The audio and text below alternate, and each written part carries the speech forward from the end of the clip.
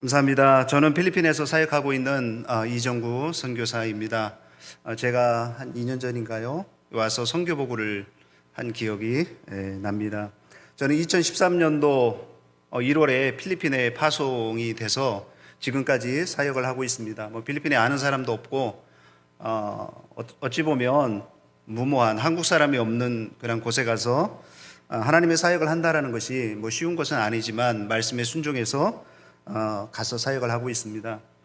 저는 작년에 큰딸이 대학에 이제 시험이 있어서 재외국민 같이 둘이 나왔다가 또 몇 달 뒤에 둘째 아이가 아파서 갑자기 온 가족이 다 한국에 나왔습니다.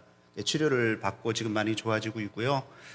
이제 코로나 상황 때문에 아직 입국이 금지됐습니다. 어제 필리핀에 12,000명. 어느 분은 그러더라고요. 거기에 2는 더 곱해야 된다. 그렇게 얘기를 하더라고요. 그래서 언제 이것이 진정될지 모르는 그 상황입니다. 일단 입국은 제가 신청해 놨는데 이민국에 정확히 언제 될지는 모르겠습니다. 이 일을 위해서 기도해 주시면 감사하겠습니다. 제 사역을 간단히 소개하면 먼저 저는 현지인 사역을 하고 있습니다. 그래서 안디오 펠로우십 처치를 개척을 해서 지금까지 사역을 하고 있어요. 거기에 시티오 아보이오도라는 이주촌이 있습니다. 마닐라하고 안티폴로에서 이제 무허가로 살던 사람들이 집이 헐리고 쫓겨나서 거기에서 이제 살고 있습니다. 집이 얼마나 적은지. 근데 제가 이렇게 전도를 하고 가보면 집이 너무나 적어요. 거기에 사람들이 나오는데, 가족들이 나오는데 한 많아봤자 5명이겠지. 그런데 6명, 7명, 어떤 때 제가 12명까지 그 좁은 집안에 방도 하나 있고 부엌 조그만한 거 거기에 사는 것을 보았습니다. 거기에서 처음에는 사역을 했어요. 그 비어있는 곳에 가서 무작정 얼마나 핍박이 심했는지 몰라요. 더구나 외국인이 와서 예배를 시작한다니까 용문신 그려진 사람들이 와서 협박도 하고 그런 상황에서 하나님의 은혜로 교회를 개척해서 사역을 시작했습니다. 그 사역지에 문이 없었어요. 그래서 창문도 없고 비 오면 비 다 맞고 설교하고 또한 날이 얼마나 뜨겁습니까? 선풍기 하나 없이 그곳에서 악기 다 들고 가서 발전기 돌리면서 사역을 했습니다. 그래서 하나님의 은혜로 작년에 교회를 또한 건축을 하게 됐습니다. 건축하고 이제 사역하려는데 코로나가 와서 1년 동안 거의 예배를 못 드렸어요. 락다운 정책으로 가지를 못합니다. 경찰하고 군인이 지키고 있어서 그런 상황에서 너무너무 안타까웠어요. 모여서 예배를 드리지 못하고 사역을 하지 못하는 것이 이 선교사의 마음 가운데 얼마나 무거운 짐으로 다가왔는지 모릅니다. 그리고 감사하게 지난주부터 좀 상황이 완화가 돼서 지금 필리핀에는 제 동역자 필리핀 현지 분이 사역을 계속해서 하고 있습니다. 그리고 2014년부터 한국인 최초 선교사 자녀학교인 마닐라 한국 아카데미에서 사역을 하고 있습니다. 먼저 저희 아내가 사역을 시작했고 2014년도부터 저는 2018년도부터 사역을 시작을 했습니다. 제 아내는 초등 교무부장과 또 담임과 미술 담당 교과로 사역을 하고 있고 저는 고등학교 한국사 또는 사회 담당 교사 선교사로 사역을 하고 있습니다. 이 마닐라 한국 아카데미 교사들은 자비랑 선교사님입니다. 사례비가 전혀 없습니다. 파송받아 와서 어떤 분은 1년, 어느 분은 2년, 또 장기로 하시는 분도 있고 하나님 앞에 내 인생을 이렇게 드리겠다 와서 자비랑으로 사역하시는 분들이 많이 계십니다. 선교사들은 동역자들의 기도를 먹고 사는 존재입니다. 저희 사역을 위해서 좀 기도해 주십시오. 먼저 기도 제목으로는 필리핀의 입국이 빨리 하늘길이 열려서 필리핀에 돌아가서 성도들과 사역하는 것이 저의 기도 제목입니다. 또한 지금 감당하고 있는 안디오 펠로우십 처치 AFC와 마닐라 한국 아카데미 사역에 하나님의 기름 부음이 있기를 위해서 기도 부탁드립니다. 자, 오늘 이 시간에는 그리스도인의 경쟁력이라는 제목으로 말씀을 잠깐 살펴보도록 하겠습니다. 제가 어느 날 말씀을 묵상하고 있는데 하나님께서 저에게 질문을 하십니다. 감동이 오는 거예요. 보통 저는 질문을 많이 하는 그 위치에 있잖아요. 목사고 선교사다 보니까 항상 필리핀 성도들한테도 아노이또 이거 무엇이냐? 이거 어떻게 생각하느냐? 항상 질문을 하는데 하나님께서 어느 날 제 마음속에 한 가지 질문을 합니다. 이선교사야, 너는 뭐 가지고 10년 동안 그렇게 사역을 하고 있냐? 너의 경쟁력은 뭔가 같냐? 하나님이 물으십니다. 제가 아무리 생각해 봐도 자랑할 게 없더라고요. 뭐 제가 하나님 그랬다고 제가 인물이 잘생겼잖아요. 그건 아닌 것 같고, 뭐 돈이 많은 것도 아닌 것 같고, 또한 뭐 지식이 많은 사람도 아니고, 저는 순간 할 말이 없었습니다. 그러니까 하나님의 질문을 붙잡고 일주일 동안 고민하면서 기도했습니다. 그러면서 저는 이런 말을 했습니다. 그것은 하나님의 은혜네요. 저 같은 사람이, 부족한 사람이 하나님의 일을 한다는 자체가 그것은 하나님의 은혜입니다. 고린도전서 15장 10절에 보면 그러나 내가 나된 것은 하나님의 은혜로 된 것이니 내게 주신 그의 은혜가 헛되지 아니하여 내가 모든 사도보다 더 많이 수고하였으나 내가 아니요 나와 함께 하신 하나님의 은혜로다. 무슨 일을 하든지 경쟁력이 있어야 성공에 가까운 것 같아요. 붕어빵을 팔더라도 저 집 붕어빵하고 우리 집 붕어빵 뭔가 저 집하고는 달라야, 양이 많든지 아니면 안에 속에 들어가는 안고가 뭔가 다르든지 경쟁력이 있어야 합니다. 저희 아이들이 돈가스를 좋아해서 제가 가끔 시장에 가서 돈가스를 삽니다. 장사하는 곳이 한 3군데 정도 됩니다. 근데 저는 유독 한 군데만 갑니다. 특별히 그곳이 맛있는 것도 아니고 가격이 싼 것도 아닙니다. 첫날 그곳에 갔을 때 그 주인분이 저에게 한 말 때문에 그런지도 모르겠습니다. 그분이 무슨 말씀 하셨냐면, 젊은 양반이 참 인물이 훤칠하네. 그 말 때문에 제가 한마디로 뿅 가서 그 옆집이 더 쌉니다. 근데 제 발걸음이 저도 모르게 그곳으로 항상 가게 되는 것을 볼 수 있습니다. 야, 이 사장님의 경쟁력이 이거구나. 애플사를 창업해 세계 최고의 회사로 성장시킨 스티브 잡스는 자신의 경쟁력에 대해서 이렇게 말을 합니다. 저는 대학을 중퇴했습니다. 그래서 저는 늘 삶에 목말라 있었습니다. 목표에 목말라 있었습니다. 그래서 남들이 시도하지 않는 것을 저는 시도를 했습니다. 이것이 저의 경쟁력입니다라고 말을 했습니다. 오늘 본문의 배경은 바울의 2차 전도 여행입니다. 바울은 1차 전도 여행을 마친 후에 AD 50년부터 52년까지 2차 전도 여행을 가게 됩니다. 그래서 4,500km에서 5,000km를 다니면서 하나님의 말씀을 선포하게 됩니다. 바울은 아시아에 가서 복음을 전하기를 원했습니다. 근데 성령께서 바울아, 너는 아시아로 가지 말고 유럽으로 가라. 성령의 음성이 들려옵니다. 사도행전 16장 10절에 보면 바울이 그 환상을 보고 마게도냐 사람 하나 나타나서 와서 우리를 도우라. 그 환상을 그는 보고 즉시 순종해서 마게도냐로 가게 됩니다. 그래서 오늘 본문에 보면 드로아에서 배를 타고 사모드락의 섬을 또한 직행을 해서 네아폴리, 또한 마게도냐의 첫 성읍인 빌립보 지방에 도착을 하게 됩니다. 그곳에서 자주장사 루디아를 만나서 같이 복음을 전하고 빌립보 교회가 세워지게 됐습니다. 오늘 본문에 보면 바울 일행이 기도하러 가는 중에 귀신 들린 여종을 만나게 됩니다. 그 영혼이 얼마나 불쌍합니까? 그래서 예수 그리스도의 이름으로 귀신을 나가게 합니다. 이 여종은 귀신 들린 이 여종은 점을 쳐서 사람들의 그 주인의 또한 돈을 벌게 하는 존재였습니다.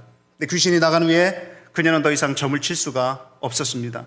이 여종의 주인들이 바울과 실라를 잡아다가 관원들에게 넘기게 됩니다.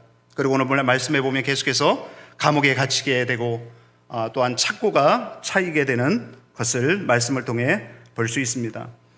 로마 시대의 감옥들에 관한 그 기록들을 쭉 보면 3가지 단어로 요약되는 것 같아요. 로마 시대의 감옥은 다크하다, 어둡다, 댐프하다, 습기가 차 있다, 콜드하다, 추운 곳이다. 어둡고 습기가 차고 추운 곳, 최악의 상황이 로마 시대의 감옥이었다 라고 말합니다. 바울 당시의 죄수들의 인권은 보장받기가 쉽지 않았습니다. 감옥에 들어가는 순간부터 삶이 지옥입니다. 여러분 그렇잖아요. 감옥이 아무리 시설이 좋다 할지라도 감옥에 있는 자체가 두려움이고 절망일 수밖에 없습니다. 그런 상황에서 오늘 본문의 바울과 실라는 세상의 방법으로 이 위기를 극복하지 않았습니다. 그리스도의 경쟁력으로, 하나님이 주시는 그 능력으로 그 감옥에서 벗어난 것을 볼 수가 있습니다. 빌립보서 3장 7절 8절 말씀에 보면 그러나 무엇이든지 내게 유익하던 것을 내가 그리스도를 위하여 다 해로 여길 뿐더러 모든 것을 해로 여김은 내 주 예수 그리스도를 아는 지식이 가장 고상하기 때문이라. 예수를 믿는다는 것은 내가 수많은 선택의 순간에 세상의 방법이 아니라 예수의 방법, 육의 방법이 아니라 하늘의 방법으로 선택을 한다는 것을 의미할 것입니다. 우리가 때로 하나님의 방법으로 선택할 때 실패할 수도 있습니다. 손가락질 받을 수도 있습니다. 적당히 살지 그래. 왜 그렇게 답답하게 살아? 우리는 이런 말들을 들을 수도 있습니다. 그러나 여러분, 예수를 인격적으로 만나면 예수밖에 보이지 않습니다. 우리가 사랑하는 남녀가 만나서 사랑에 빠지면 그 사람밖에 보이지 않잖아요. 하루에 10번, 20번 만나도 지겹지가 않습니다. 그러나 사랑이 식어져 버리면 만나는 자체가 분명한 고역일 것입니다. 바울은 내게는 우리 주 예수 그리스도의 십자가밖에는 자랑할 것이 없다라고 말합니다. 여러분의 자랑이 무엇입니까? 예수입니까? 여러분 안에 있는 말씀입니까? 아니면 세상의 가치입니까? 오늘 말씀에 보면 세상의 경쟁력은 한계가 있다는 걸 볼 수 있습니다. 세상 것으로는 두려움을 이길 수가 없습니다. 한번 따라해 보시겠습니까? 세상 것으로는 두려움을 이길 수가 없습니다. 오늘 본문에 보면 죄수들이 바울과 실라가 찬양하고 기도하는데 그들이 깨어서 들었다라고 말하고 있습니다. 여러분, 감옥에 있는데 잠이 오겠습니까? 비단 좀 들어오지 않는 그곳에 얼마나 두려워 떨 수밖에 없겠습니까? 그들의 비범함, 그들의 경험, 그들의 능력이 감옥에서는 아무런 도움이 되지 못하는 것을 보게 되어집니다. 인간의 두려움을 연구한 미실딘 박사는 인간은 영아하기 때부터 3가지 두려움에 사로잡힌다고 합니다. 그리고 평생 이 두려움을 계속해서 연장해서 죽을 때까지 가지고 있다고 합니다. 그 두려움은 첫째로 떨어지는 두려움. 내가 어디에서 떨어지고 시험에 떨어지거나 어쨌든 떨어지는 두려움. 두 번째로는 큰 소리에 대한 두려움. 세 번째로는 버려지는 두려움, 버림받은 두려움. 이 두려움을 가지고 평생 살아가는 것입니다. 얼마 전 필리핀 아는 분과 메신저로 이렇게 연락을 주고받았어요. 그분이 저에게 그런 말을 하더라고요. 파스터, 필리핀 사람들은 3가지 두려움 때문에 지금 힘들고 있다. 첫째로 코로나 확진이 언제 걸릴지 모르는 그런 두려움. 두 번째로는 내가 언제 죽을지 모르는 두려움. 하루에 200명, 300명씩 코로나 때문에 죽습니다. 내가 언제 죽을지 모르는 그런 두려움. 그리고 오늘 양식에 대한 두려움. 하루 벌어 하루 먹고 사는 사람들이 코로나 때문에 일을 하지 못하니까 양식이 없습니다. 하루에 한 끼도 못 먹는 그런 사람들이 있다라고 합니다. 이 두려움 때문에 힘듭니다. 파스터, 기도해 주십시오 라고 이렇게 저한테 얘기를 했습니다. 저는 2013년도 선교사로 나가서 많은 어려운 일이 있었지만 그 중에서 제 선교 사역 가운데 3번의 어떤 두려운 일. 제가 원래 겁이 많거든요. 연약한 인간이죠. 하나님의 선교 사역을 하면서 그런 두려움을 또한 제가 만나게 했는데, 첫째는 죽음의 두려움이었어요. 제가 차를 타고 가면서 갑자기 엔진이 시동이 꺼져버립니다. 주행 중에 높은 곳을 올라가고 있는데 주행이 꺼져버리고 브레이크도 들지 않습니다. 죽을 수밖에 없는 상황이에요. 그 밑에는 낭떠러지인데 그 상황이 어떻게 합니까? 네, 하나님께서 사명이 더 있었는지 1.5m 앞에서 차가 멈추게 해주셨어요. 얼마나 감사한지 몰라요. 그리고 제가 댕기열에 걸려서 병원에 며칠간 입원해 있습니다. 저는 댕기가 그렇게 아픈지 몰랐어요. 뼈 마디마디가 쑤시는, 내가 이래서 죽을 수도 있구나라는 그런 두려움에 사로잡힌 적이 있었습니다. 세 번째는 제가 지금 교회에 개척하러 갔을 때 이제 전도하러 갑니다. 아무것도 없어서 무작정 사형리, 따갈로그로 된 사형리를 제가 만들어서 전도하러 갑니다. 가서 이제 전해주고 하는데 그 2주 전에 특별히 갱단들이 많습니다. 무서운 사람들, 문신 그리고 제가 복음을 전하러 갔는데 한 명만 오면 좋은데 한 명도 감당하기 힘든데 10명이 저한테 오더라고요. 야, 이건 죽었다. 와가지고 위협을 하는 거예요. 너 뭐냐? 한국 사람이냐? 존말할 때 가라. 얼마나 그때 제가 두려움이 많은 사람인데, 겁도 많은 사람인데 두려웠는지 모릅니다. 여러분, 돈은 편안한 삶을 살 수 있습니다. 그러나 돈으로는 평안을 살 수 없습니다. 권력은 세상에 주목은 끌 수 있지만 두려움 앞에 맞짱 뜨는 그 담대함은 살 수가 없습니다. 여러분이 두려움이 올 때 어떤 반응을 보이십니까? 두 번째로, 세상 것으로는 절망을 이길 수 없습니다. 25절 말씀 보면 바울과 실라가 감옥에 갇힌 후에 한밤중이 찾아왔다라고 말하고 있습니다. 이 한밤중은 절망의 밤, 절망의 때라고 말할 수가 있습니다. 여러분, 절망은 대단한 힘을, 파워를 가지고 있습니다. 게르케고르는 절망을 죽음에 이르는 병이라고 표현을 했습니다. 제가 필리핀 교도소를 간 적이 있습니다. 오해는 하지 마십시오. 선교사가 죄지어서 교도소에 갔느냐, 그게 아니라 아는 선교사님들하고 교도소에 갇힌 그 죄수들을 사역하기 위해서 그들에게 말씀을 전하고 전도하고 또한 물품을 나눠주기 위해서 간 적이 있습니다. 갔는데 교도소가 너무나 열악한 거예요. 그 좁은 교도소에 사람들이 다 서 있는 거예요. 저는 운동하고 있나? 그렇게 생각했는데 사람들이 그냥 서서 있다라는 거예요. 좌석이 그 자리가 얼마나 좁은지 앉아 있을 수가 없고요. 잠도 돌아가면서 그렇게 죄수들이 잔다라고 합니다.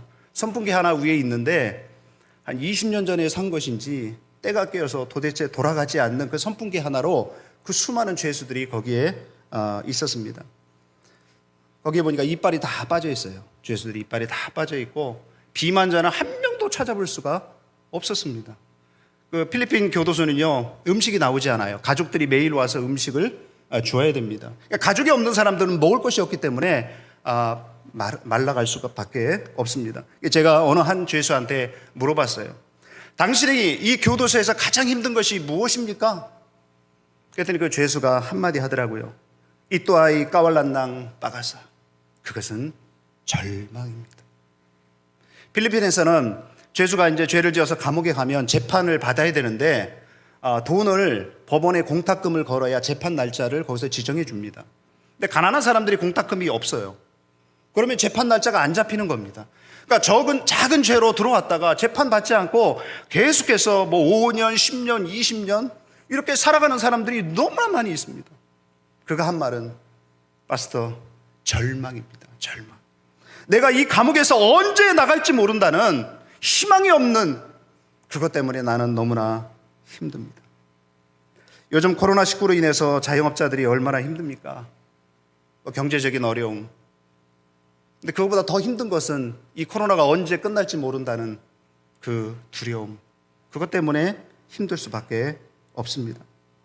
오늘 본문의 말씀에 보면 세상을 승리하는 그리스도인의 경쟁력이 무엇이냐? 도대체 우리를 힘들게 하고 넘어뜨리고 우리를 괴롭게 하는 그 세상의 문제 앞에 그리스도인들이 어떻게 상대를 해야 되느냐? 오늘 본문은 세 가지로 우리에게 말씀해 주고 있습니다. 첫째로 열리는 기도입니다. 25절에 보면 한밤중에 바울과 실라가 기도하고, 바울과 실라는 분명히 알았습니다. 이 위기에서 승리하는 방법은 기도밖에 없다라는 것을. 왜요? 그들의 인생 가운데, 사역 가운데 힘들 때마다 기도할 때 하나님의 역사가 있다라는 것을 그들은 수없이 체험했기 때문에 지금은 낙심할 때가 아니고 절망할 때가 아니고 지금은 기도할 때라는 것을 바울과 실라는 분명히 알았을 것입니다. 모든 그리스도인들이 시련이 올 때 기도하는 것은 아닙니다. 기도할 때 오히려 낙심하고 세상의 방법으로 의지하는 성도들이 또한 있습니다. 한 번, 두 번, 세 번 세상의 방법 의지합니다. 이리 깨지고 저리 깨지고, 최후에는 이분들이 좋아하는 찬양이 있어요. 최후에 자기 방법대로 다 하다가 교회에 나와서 새벽 예배 때 울면서 천부의 의지 없어서 손 들고 옵니다. 주 나를 박대하시면 주님이 우리를 박대합니까? 내가 내 방법대로 살다가 깨지고 넘어지는 것이죠. 매튜 헨리는 그의 주석에서 25절을 이렇게 해석하고 있습니다. 당신은 정한 기도의 시간이 아니라 한밤중이었다. 그곳은 기도하는 집이 아니라 감옥이었다. 그럼에도 그들은 기도하였고 그 기도는 연락되었다. 하나님께서 우리의 기도를 응답해 주신다면 기도하기에 나쁜 장소와 시간은 없다라고 그의 주석에서 해석을 하고 있습니다. 오늘 본문 26절 우리 다 같이 한번 큰 소리로 읽어보겠습니다. 이에 갑자기 큰 지진이 나서 옥토가 움직이고 문이 곧 다 열리며 모든 사람의 매인 것이 벗어진지라. 아멘. 여러분, 이해라는 말에 주목하십시오. 이해가 있기에 갑자기가 있는 거예요. 이해가 무엇입니까? 바울과 실라가 그 절망의 밤에 하나님 앞에 기도했기 때문에 갑자기 서든이 갑자기 하나님께서 지진을 보내 그들을 구원하신 것입니다. 죄수들의 신음소리가 가득한 어두운 그 밤, 바울과 실라는 기도했습니다. 그리고 하나님의 급한 응답이 시작이 되었습니다. 우리가 성경에 보면 다니엘을 보면 그가 얼마나 믿음의 사람, 무릎으로 산 사람인지를 알 수가 있습니다. 대적들이 그를 고발을 해서 그는 사자굴에 던져질 수밖에 없는 상황입니다. 30일 동안에 왕위에 누구에다 절하면, 다른 신에게 절하면 사자굴에 집어넣을 거라는 그 법령이, 제정이 만들어지게 됩니다. 적어도 인간적인 생각에, 세상의 지혜로는 30일 동안 기도 안 하면 돼요. 하나님이 이해해 주시겠지. 근데 기도의 사람 다니엘은 어떻게 합니까? 하루 3번씩 예루살렘의 쪽으로 창문을 열어놓고 하나님 앞에 간절히 기도했다라고 말하고 있습니다. 여러분, 세상 기준에 이 사람 바보 아닙니까? 좀 적당히 하지. 왜 예수 믿으려면 저렇게 믿어? 근데 여러분, 예수 믿으려면 이렇게 믿어야 됩니다. 아멘? 우리 인생에 어려움이 있어도, 내가 당장 죽을 것 같아도, 내가 예수 때문에 내가 기도하다가 죽을 것 같아도, 손해가 나도 그 길로 의연히 걸어가는 거, 그것이 바로 그리스도인의 모습이라고 할 수가 있습니다. 다니엘이 무슨 고백합니까? 나의 하나님이 이미 그의 천사를 보내어 사자들의 입을 봉하였으므로 사자들이 나를 상해하지 못하였다. 할렐루야. 기도가 시작되는 곳에 하나님께서 문제를 봉하십니다. 기도가 시작되는 곳에 하나님께서 하늘문을 여시고 우리에게 충만한 은혜를 베풀어 주십니다. 다니엘서 6장 28절 말씀에 보면 다니엘의 인생의 결론을 이렇게 말하고 있습니다. 이 다니엘이 다리오 왕의 시대와 바사 왕 고레스 왕의 시대에 형통하였더라. 무릎으로 산 다니엘이 하나님이 그의 삶에 형통한 인생을 허락해 주신 것입니다. 암에 걸린 그 환우들의 그 글을 모아놓은 글을 읽은 적이 있습니다. 그 가운데 한 환우가 이렇게 썼더라고요.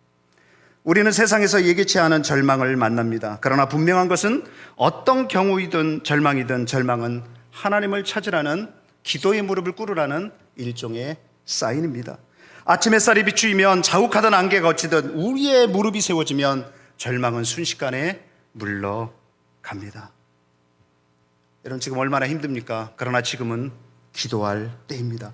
지금이 기도하기 가장 좋은 때입니다. 우리가 기도할 때 하나님께서 도우십니다. 우리가 기도할 때 하나님이 이 땅을 회복하시고 열방을 회복하십니다.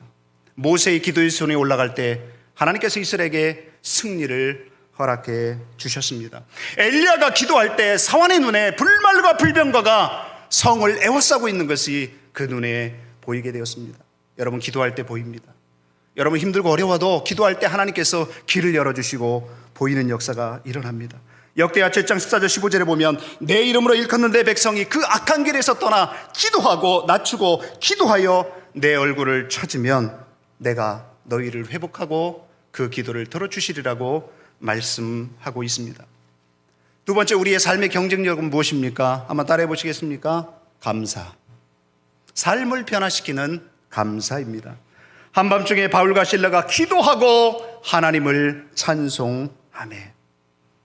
25절에 영어 단어 동사가 모두 현재형으로 되어 있습니다. 영어 성경을 보면 praying, singing, listening. 그들은 한 번만 기도하지 않았습니다. 한 번만 찬양하지 않았습니다. 밤새 하나님 앞에 기도하고 찬양했다라고 말씀은 증거하고 있습니다. 하나님께서 큰 지진을 보내 옥문이 열린 것보다 더 위대한 것은 그들이 그 절망의 밤에 계속해서 하나님 앞에 무릎 꿇고 기도했다는 것입니다. 우리가 문제가 해결되지 않아도, 내 인생에 어려움이 있어도 적어도 내 무릎이 기도하는 무릎이라면 그 자체가 기적임을 믿으십시오. 그 자체가 하나님의 기적을 가져오는 여러분들의 방법임을 믿으시기를 바랍니다. 인생은 상황보다는 해석을 잘해야 잘 사는 것 같아요. 상황은 누구나 어려운 일이 있죠. 어떤 사람이 외국어를 잘합니까? 해석을 잘하는 사람이 외국어를 잘한다라고 말을 합니다. 고난이 올 때 해석을 잘하는 사람은 주님 지금 상황이 힘들어요, 어렵지만 주님께서 지금까지 저를 도와셔서 앞으로도 제 인생에 풍성한 은혜를 주실 줄 저는 믿기 때문에 감사합니다. 해석을 잘하는 거예요. 그러나 해석을 잘못하는 사람은 주님 이게 뭡니까? 조금만 더 도와주시지. 저는 절대로 감사할 수 없습니다. 해석을 잘못하는 것입니다. 저와 여러분의 감사는 조금만 더의 감사가 되어서는 안 됩니다. 하나님, 조금만 더 돈 벌게 해주시면 감사할게요. 내 자식이 좋은 대학 들어가면 그때부터 제가 주의 일하고 그때부터 제가 하나님 앞에 감사하겠습니다. 우리의 감사는 에베네셀의 감사가 돼야 돼요. 여기까지 인도하심에 감사. 하나님 지금 힘들어도 여기까지 인도하심에 감사합니다. 하나님 지금 죽을 것 같아도 여기까지 인도하심에 감사합니다. 지금 괴로워도 하나님이 제 인생에 많은 은혜를 베푸셨잖아요. 그래서 저는 감사합니다. 제가 필리핀에서 사역하면서 수만 번은 불렀던 찬양이 있습니다. 감사의 시험이 닥쳐올 때라고 시작되는 그 찬양입니다. 제가 전도하러 갈 때도, 몸이 아플 때도, 재정적인 어려움이 있을 때도, 핍박과 방해가 있을 때도 제가 하루에 적어도 수백 번 부르는 찬양이에요. 차를 타고 가도 뭐 하더라도 교회에서도 매주 예배 시간에 한 번은 부르는 찬양입니다. 제가 앞에서 얘기했잖아요. 그 차에서 저 죽을 수밖에 없는, 그때도 제 입에서는 이 찬양을 부르고 있었던 기억이 납니다. 감사의 시험이 닥쳐올 때 주께서 인도하시니 두려움 없네. 또 감사의 고통이 찾아올 때 주께서 지켜주시니 승리하리라. 여러분의 상황이 절망입니까? 여러분 감사의 해석을 해보지 않으시겠습니까? 여러분 인생이 힘들어도 여러분이 지금 감사할 때 그곳에 하나님의 은혜가 임하고 하나님의 회복의 역사가 임한다라고 말씀하고 있습니다. 감사라는 영어 단어가 땡크잖아요. 이 말이 띵크라는 말과 같은 어원을 가지고 있다고 그래요. 띵크는 생각한다라는 말입니다. 여러분 감사는 생각하는 거예요. 하나님이 나에게 베푸신 은혜를 내가 생각할 때 내가 감사할 수 있는 거예요. 자식이 엄마 아빠가 나를 위해서 정말 수고를 하고 나를 위해서 최선을 다해서 모든 것을 다 희생했구나 생각할 때 엄마 아빠의 은혜에 감사하는 것입니다. 여러분 부부간에도 아내가 나를 위해서 밥을 해주고 반찬이 이게 뭐야? 이게 아니라 힘든데 잠도 못 자고 일어나서 날 밥을 해주고 내 남편이 힘든 가운데도 밖에 가서 일을 하면서 우리 가정을 세워나가는 거, 그거 생각하면요 저절로 감사가 나올 수밖에 없습니다. 성도가 하늘을 두루마리 삼고 바다를 먹물 삼아도 다 기록할 수 없는 하나님의 사랑을 생각할 때 삶에서 한밤중에도 감사할 수가 있는 것입니다. 여러분 고난이 찾아올 때 하나님이 여러분에게 베푸신 감사의 목록들, 은혜의 목록들을 한번 펼쳐보십시오. 받은 복을 세어보아라. 그 신복을 내가 알리라. 받은 복을 세어보아라. 주의 그 신복을 내가 알리라. 하박국 3장 17절 18절에서 하박국은 이런 고백합니다. 비록 무화과나무가 무성하지 못하며 포도나무에 열매가 없으며 감람나무에 소출이 없으며 밭에 먹을 것이 없으며 우리의 양이 없으며 외양간에 소가 없을지라도 나는 여호와로 인하여 즐거워하며 나의 구원의 하나님으로 말미암아 기뻐하리로다. 한번 따라해 보시겠습니까? 하나님만 있으면 됩니다. 아멘.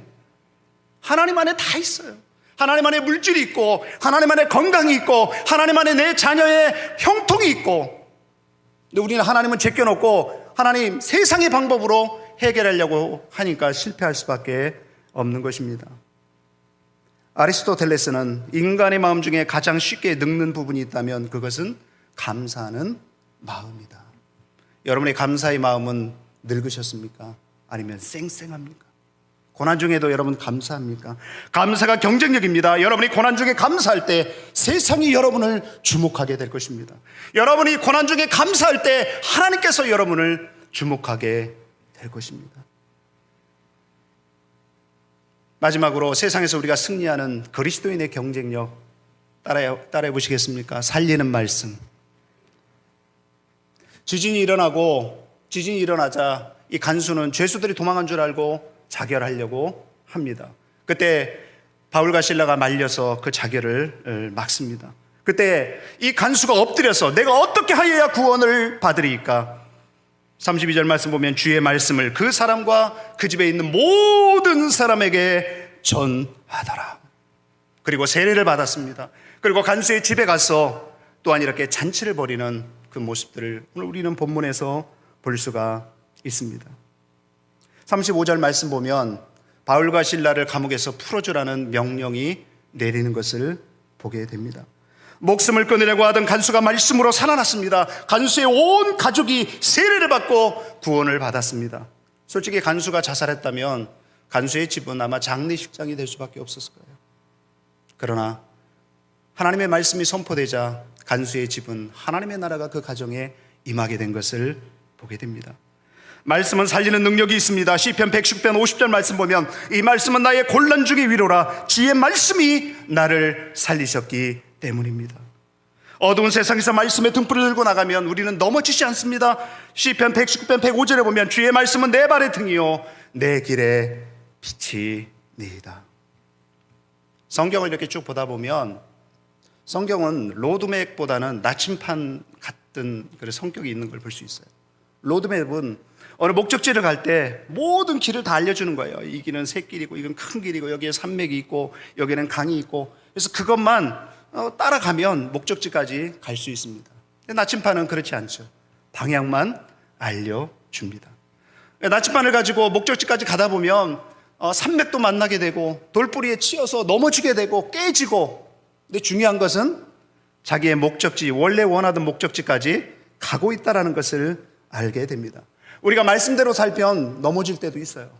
시행착오를 거둘 수 있어요. 넘어질 때도 있어요. 사람들이 비난할 때도 있습니다. 근데 중요한 것은 하나님이 원하는 목적지까지 우리는 안전하게 갈 수 있다는 것입니다. 믿으시기 바랍니다.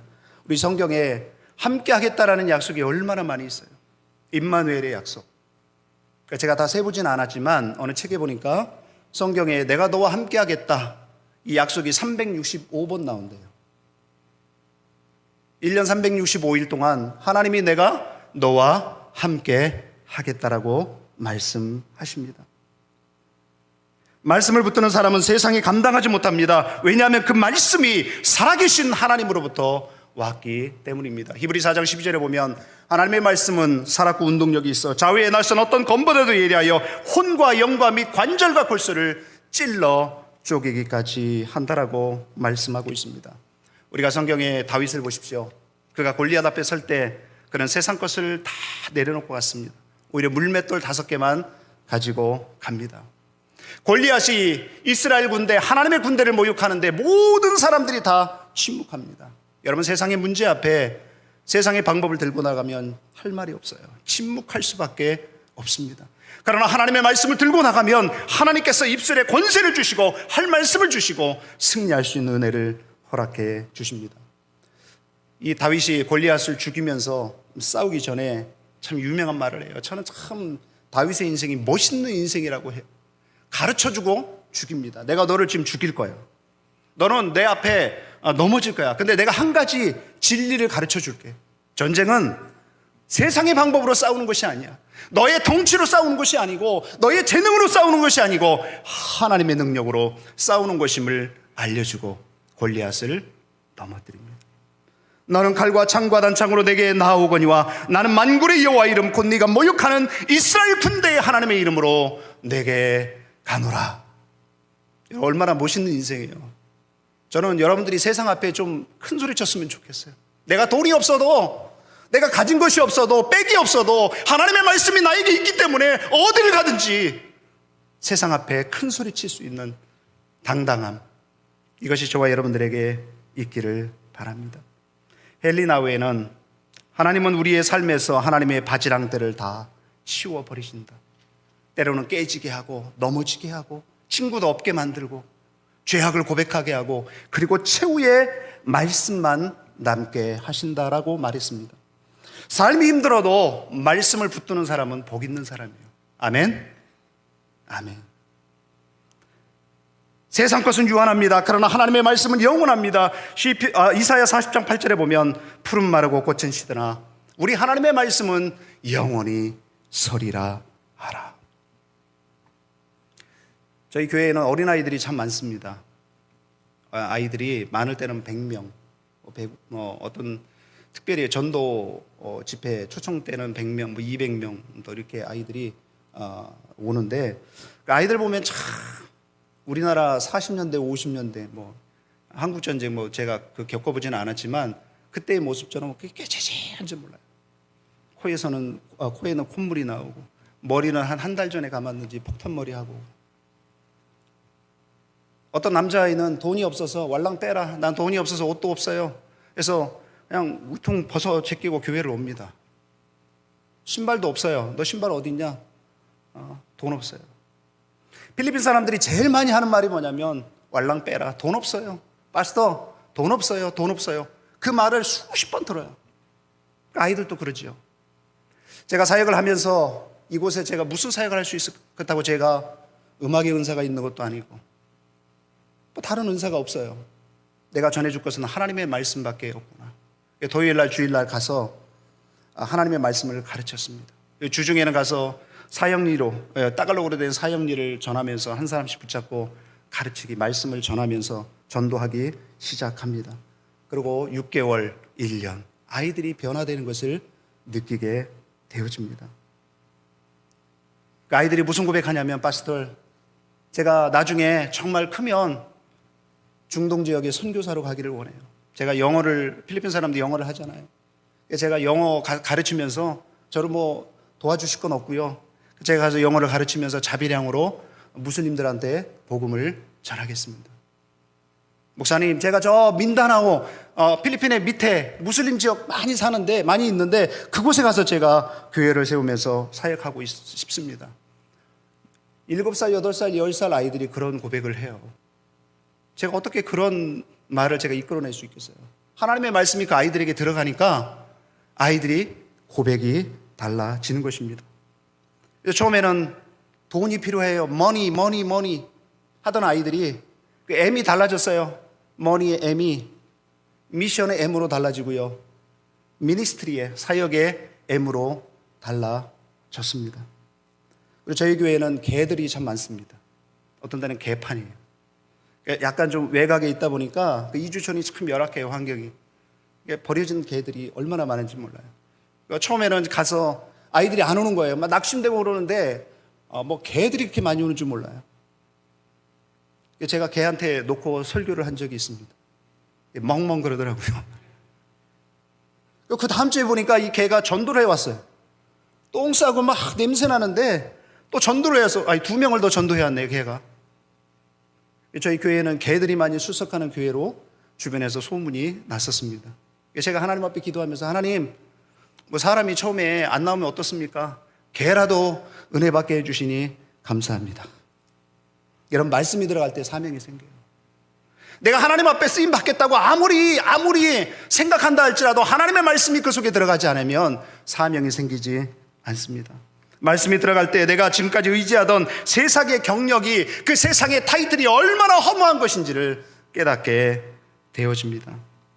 저는 우리 예린교회가 마지막 때 이 말씀을 증거하는 귀한 선교적 교회가 되기를 간절히 소망합니다. 여러분들이 멀리 타문화권에 가서 복음을 전하지 못해도 여러분 주변에 있는 곳에 가서 주변 사람들에게 하나님의 말씀을 전해 주십시오. 내가 만난 하나님, 내가 체험한 하나님의 은혜를 여러분들이 나눠줄 때 그 주변 가운데 놀라운 역사가 일어나게 되어집니다. 하나님은 예린교회를 통해서 위대한 역사를 이루실 것입니다. 아멘. 한번 따라해 보시겠습니까? 하나님은 예린교회를 통해 큰 일을 하실 겁니다. 아멘. 아멘. 제가 사역하는 곳이 마지막으로 제 사역하는 학교를 소개하고 말씀을 마치도록 하겠습니다. 제가 사역하는 학교가 마닐라 한국 아카데미입니다. 우리나라 최초의 선교사 자녀 학교입니다. 전 세계 30여 국에 파송된 한국 선교사님들의 자녀들이 한 150명 정도가 저희 학교에서 공부를 하고 있습니다. 그 중등 아이들은 기숙사에서 생활을 하고 있습니다. 거기 오시는 한 선교사님, 그 교사 선교사님과 제가 만나게 돼서 대화를 하는 중에 그분이 이런 말을 하더라고요. 이분이 초등학교 선생님인데 부부가 선생님이에요. 내가 30년 동안 교사를 한다고 하면 내 삶의 시간의 11조는 내가 하나님 앞에 선교해 드려야 되지 않겠는가 결심을 했대요. 그래서 부부가 내려놓고 3년 동안 저희 학교에 와서 사역을 하고 있는 모습들을 볼 수가 있습니다. 여러분, 저희 학교 교사들이 많이 부족합니다. 그래서 자비량으로 하다 보니까 해마다 교사들이 점점 좀 없어요. 그게 힘들어요. 그래서 우리가 기도 제목인데 여러분 가운데 1년도 좋습니다. 2년, 3년 여러분이 하나님 앞에 시간의 11조 아니면 작은 부분을 이 아이들을 가르치면서 여러분이 헌신하고 싶으면 기도하시고 또 저희 학교를 위해서 기도해 주시기를 바랍니다.